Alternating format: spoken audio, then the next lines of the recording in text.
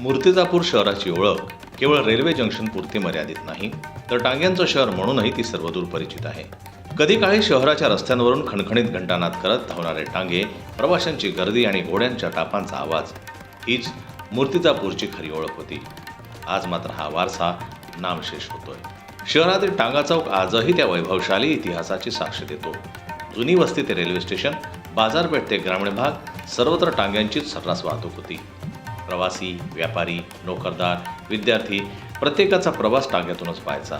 Auto किंवा दुचाकींच्या आधी टांगा हेच मूर्तिजापूरचं जीवन वाहन होतं. इंग्रजकालीन काळात मूर्तिजापूर रेल्वे जंक्शनला विशेष महत्त्व होतं. त्यावेळी स्टेशनवर उतरलेला प्रत्येक प्रवासी टांग्यात बसूनच शहरात येत असे.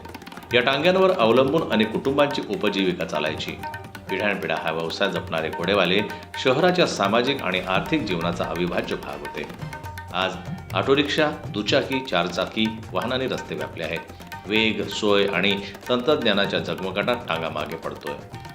सध्या शहरात केवळ 4-5 टांगे उरले असून तेही अस्तित्वासाठी झगडताना दिसत आहेत. प्रवाशांच्या नजरेतून शहराच्या दैनंदिन व्यवहारातून टांगा जवळपास हद्दपार झाला आहे. एकेकाळी दिवसाला 15 ते 20 फेऱ्या असायच्या, आज दिवसाला 2-4 फेऱ्या मिळतात.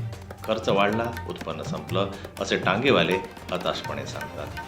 टांगा हा केवळ वाहतुकीचं साधन नव्हतं, तर मूर्तिजापूरच्या संस्कृतीचा, इतिहासाचा आणि ओळखीचा भाग होता. आज तो लुप्त होत असताना शहर एक अमूल्य वारसा गमावतोय.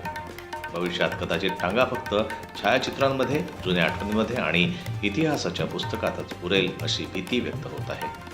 मूर्तिजापूरचा हा ऐतिहासिक वारसा जपण्यासाठी विशेष उपक्रम, पर्यटनाच्या माध्यमातून टांग्यांचं संवर्धन किंवा किमान सांस्कृतिक ओळख म्हणून त्याचं जतन करणं गरजेचं आहे.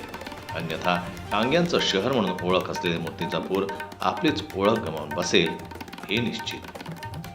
जनमत न्यूज करता संजय उमक यांची रिपोर्ट, अकोला.